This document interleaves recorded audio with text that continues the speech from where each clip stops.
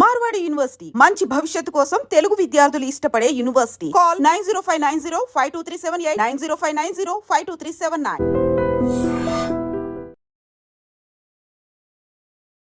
నమస్కారం, welcome to I dream. ధర్మ మార్గం విత్ విజిత కార్యక్రమానికి స్వాగతం.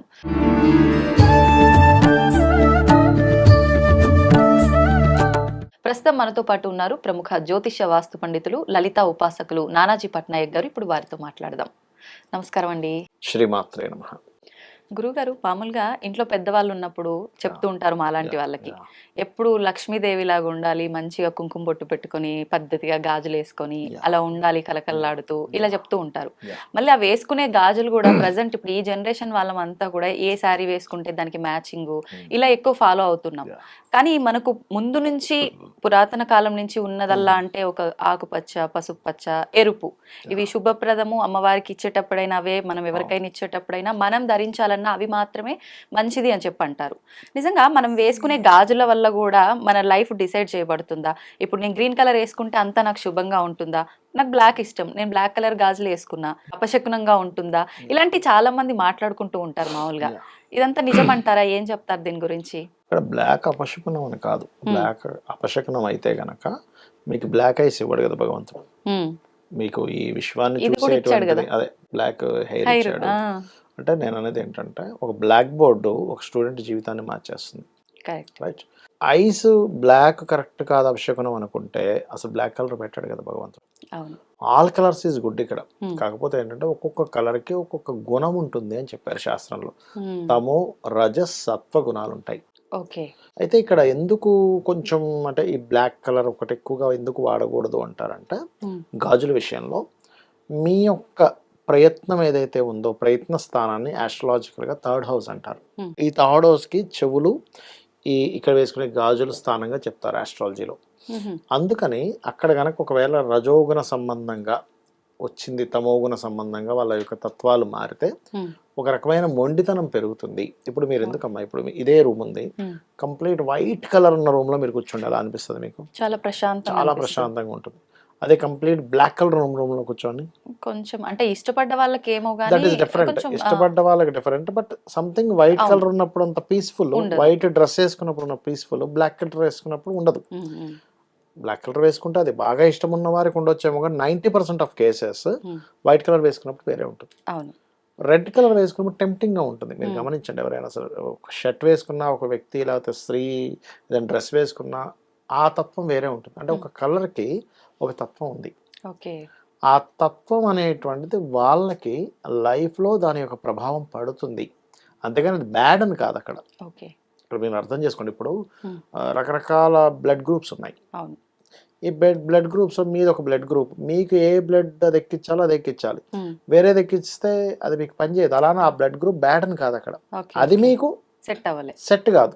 అలాగే కొన్ని వాటికి కొన్ని సెట్ కావు. బ్లాక్ కంప్లీట్ గా తప్పైతే అసలు ఈ విశ్వంలో ఏది బ్లాక్ గా ఉండకూడదు, అది రాంగ్ కాన్సెప్ట్. అయితే కొన్ని గుణాలను అవి ప్రభావితం చేస్తాయి కాబట్టి అది. ఇక్కడ శాస్త్రంలో అన్నదమ్ముడు లేదా భర్త ఇద్దరు ఒక స్త్రీకి గాజులు ఇస్తారు. అన్నదమ్ముడు గనక ఎప్పుడైనా సరే ఒక స్త్రీమూర్తికి తన సిస్టర్స్, అక్క కావచ్చు, చెల్లికి కావచ్చు, గాజులు ఇస్తే వాళ్ళ లైఫ్, అన్నదమ్ముడు లైఫ్ బాగుంటుంది, గుర్తుపెట్టుకోండి. అలాగే భర్త గనక భార్యకి గాజులు, ఈ కమ్మలు ఎప్పుడు ఉండేలా చూసుకోవాలంటారు శాస్త్రంలో. చెవు కమ్మ లేకుండా భర్త కనబడకూడదు అంటారు. కనబడకూడదు, అది అమంగళంగా భావిస్తారు. కనీసం మన తాటికి సంబంధించిన తాటి చెట్టు ఆకుకి సంబంధించిన ఒక ఇది ఇలా ఒక పుల్లలా ఉంటుంది, అదైనా పెట్టుకో ఉండాలి అంటారు. ఎందుకంటే స్త్రీ గనక మంచి కమ్మలు కానీ ఈ గాజులు కానీ ధరిస్తే పురుషుడికి అంటే భర్తకి అదొక యోగం, భాగ్యయోగాన్ని ఇస్తుంది అని చెప్తారు. భాగ్యయోగం ఎందుకంటే స్త్రీ యొక్క 3వ స్థానం, చెవి కమ్మలు కానీ చేతులకు ఉండే గాజులు కానీ, ఆ 3వ స్థానం అనేటువంటిది భర్త యొక్క భాగ్యస్థానం. అంటే భర్త స్థానం నుంచి 7th హౌస్ నుంచి 9th హౌస్ అవుద్ది. ఇదేమో థర్డ్ హౌస్, వాళ్ళకి 9th హౌస్ అవుద్ది. కాబట్టి అలా చేసుకోమని చెప్పి చెప్తూ ఉంటారు. ఇందులో మీరు ఇందాక ఒక మాట అన్నారు ఏంటంటే, అమ్మవారి దగ్గర పెట్టినటువంటి గాజులు వేసుకున్నప్పుడు నాన్ వెజిటేరియన్ తినవచ్చా? ఇక్కడ ఏంటంటే ఒకటమ్మా, మీరు నేను ఒకటే చెప్తాను, నా దృష్టిలో నాన్ వెజిటేరియన్ తిన్నంత మాత్రాన్ని ఏదో దోషం అయిపోతుందని ఎప్పుడు అనుకోను నేను. ఎందుకంటే అంటే అదేదో నేను తింటాను కదా, నేను తిన్న చెప్తున్నాను నేను మీకు. నాన్ వెజిటేరియన్ ఆపడం గొప్పతనం కాదు. మీరు వెజిటేరియన్ అయ్యుండి కూడా అవతల వాళ్ళని కనుక పీక్కు తినే స్వభావం ఉంటే దట్ ఈస్ నాన్ వెజిటేరియన్ కంటే బెటర్, ఇంకా హయ్యెస్ట్ ఇది ఇది ఉన్నటువంటి గుణం ఉన్నటువంటి వ్యక్తులుగా నేను భావిస్తాను. అంటే చాలా మంది ఉన్నారు నాన్ వెజిటేరియన్స్ దీన్ని బట్టి. ఉన్నారు. ఎందుకంటే నువ్వు పేరుకి మాత్రం వెజిటేరియన్ అయి ఉండి అవతల వాళ్ళని నువ్వు ఒక ద్వేషంతోని కోపంతోని లేకపోతే తినేస్తుంటే నువ్వు ఇంక వెజిటేరియన్ అయి ఉండి ఏం లాభం? నీకు ఇష్టం లేక తినట్లేదు, లేకపోతే ఒక జాలితో నువ్వు తినట్లేదు అంటే నువ్వు ఒక పక్షి మీదో లేకపోతే ఒక మేక మీదో నువ్వు జాలి చూపించినప్పుడు నువ్వు ఒక మనిషి మీద ఇంకెంత జాలి చూపించాలి నీ స్వభావంలో. నిజమైనటువంటి వెజిటేరియన్ ఎవరంటే అవతల వాళ్ళని హింసించకుండా ఉంటే that is the perfect vegetarian. భగవంతుడు ఎప్పుడు కూడా నువ్వు కోడిని తినట్లేదు మేకని తినట్లేదు అంటే నిన్నేమి జాలిగా నిన్నేమి మంచి వ్యక్తిగా చూడ్డు. నువ్వు అవతల వాళ్ళని ఇబ్బంది పెట్టకుండా ఉంటేనే నేను మంచి వారిగా చూస్తాడు. మనలో ఉన్న గుణాలని బట్టే చూస్తాడు. అంతేగాని ఆయనకి నువ్వు మటన్ తింటున్నావు కాబట్టి నేను అనుగ్రహించను అనడు. నువ్వు అందరినీ మంచిగా చూస్తున్నప్పుడు నేను అనుగ్రహిస్తా అంటాడు. ఇది ఫస్ట్ మనం నేర్చుకోవాలి. అంతేగా నేనేమి తిననండి అందుకే నాకు భగవంతుడు అనుగ్రహం వస్తుంది అనుకుంటే అది తప్పు అంటా నేను. ఓకే. అయితే ఈ గాజులు వేసుకున్నప్పుడు అంటే మీరు దాని పర్టికులర్గా ఇది అమ్మవారి గాజులు, నేను దీనికి ఎక్కడా కూడా దీనికి ఇట్లాంటి వాటికి టచ్ చేయకుండా ఉండిస్తాను అనుకుంటే ఉండివ్వండి, అది దట్ ఈస్ గుడ్. మీకు ఇంకా దాని పవిత్రతను కాపాడుతున్నట్టు.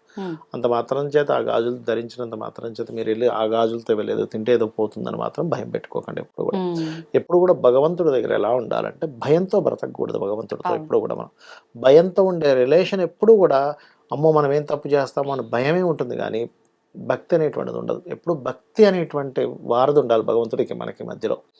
అంటే ఒక రిలేషన్ అంటే అయ్యో భగవంతుడు నేను వాళ్ళ పూజ చేయలేకపోయానే పొద్దున్న బాధ ఉండాలి. అమ్మో చేయలేదు ఏమవుతుందో ఉండకూడదు బాధ. అయ్యో నేను వాళ్ళ పూజ చేయలేకపోయాను పొద్దున్నే నాకు కుదరలేదు, పొద్దున్నే ట్రైన్కి వచ్చేసాం లేకపోతే ఫ్లైట్ ఎక్కి వచ్చేసాం. ఒక్కోసారి ఎలా ఉంటుందంటే మార్నింగ్ 7 o'clock ఫ్లైట్ ఉంటుంది, ఇంటి దగ్గర మనం 5 o'clock బయలుదేరాలి. ఎందుకంటే జర్నీ ఒక 1 hour ఉంటుంది. ఆ టైంలో సరిపోదు మనకు టైం. ఏదో అలా దీపం పెట్టి వచ్చేసాను అబ్బా అనే ఒక బాధ ఉండాలి కానీ భయం అనేది ఉండకూడదు. అయ్యో నేను ఇంట్లో ఎలా చేస్తాను ఇది ఉండాలి. ఇది ఉంటే మీరు నామస్మరణ చేస్తున్నట్టే అమ్మవారిది. ఎప్పుడైతే అది చేస్తున్నారో ఆటోమేటిక్గా మీరు పూజ చేసిన ఫలితం వస్తుంది. కానీ అసలు అది మైండ్లో మీకు అసలు లేకుండా ఊరికే మీరు ఎన్ని పూజలు చేసినా వేస్ట్ అక్కడ. ఓకే. ఇప్పుడు కొన్ని సందర్భాల్లో మామూలుగా ఎక్కువగా విలేజ్లలో ఉండేవాళ్ళు కొన్ని పాటిస్తూ ఉంటారు. ఈ గాజులకు సంబంధించి కూడా అంటే అక్క చెల్లెళ్ళకి ఏదో కీడొచ్చింది అని చెప్పి అన్న చెల్లెళ్ళకి అన్న అక్క ఇట్లాంటి సంబంధం ఉన్న వాళ్ళకి అమ్మమ్మలు మనవరాళ్ళకి గాజులు పెట్టియాలని ఆడపడుచు వదినకు పెట్టి ఇలాంటివన్నీ వస్తుంటాయి. లేదంటే కీడు అని చెప్పి ఈ పరిహారాలు నిజంగా ఉంటాయా?